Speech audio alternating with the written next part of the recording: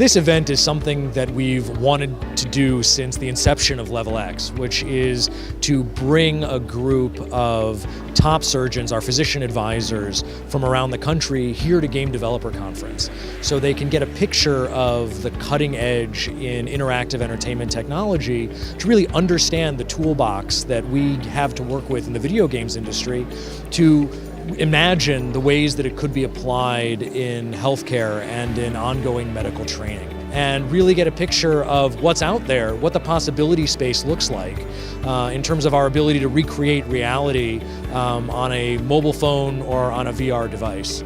Personally, I was actually really surprised at how far gaming has come, especially VR and AR. I've seen it kind of develop to some extent, but these big companies, they've really done a lot to optimize the reality and the immersive experience way beyond what I expected. And to kind of see what they can offer to medical education, I think is really nice. And I think using gaming, serious gaming, with virtual environments where you can do things over and over and over again in your own time, where things can be modular and repeated, I think is a really nice alternative to what we're already doing in terms of immersive education. I would say that a lot of the maintenance certifications is knowledge-based questions that we have, but really, should we be re-credentialing surgeons in the operating room for certain procedures, especially if there are not as common, or if a surgeon doesn't have as much of that volume? Because we do know by many studies that high-volume surgeons have the lowest complication rates. So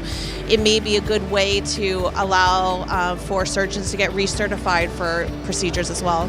Lecturing and classic didactic education is a thing of the past. We know that immersive experiences provide better education and better learning opportunities. Games in healthcare, it's dynamic, it's innovative, and it's effective.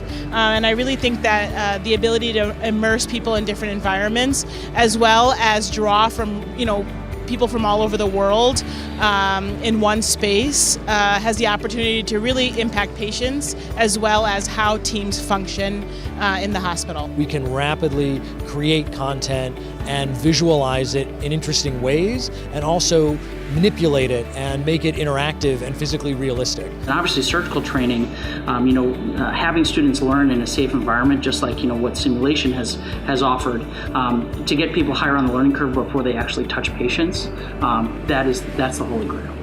If you look at the state of the art in sort of medical training and simulation, there's a 10 to 20 year gap between video games and entertainment are 10 to 20 years ahead.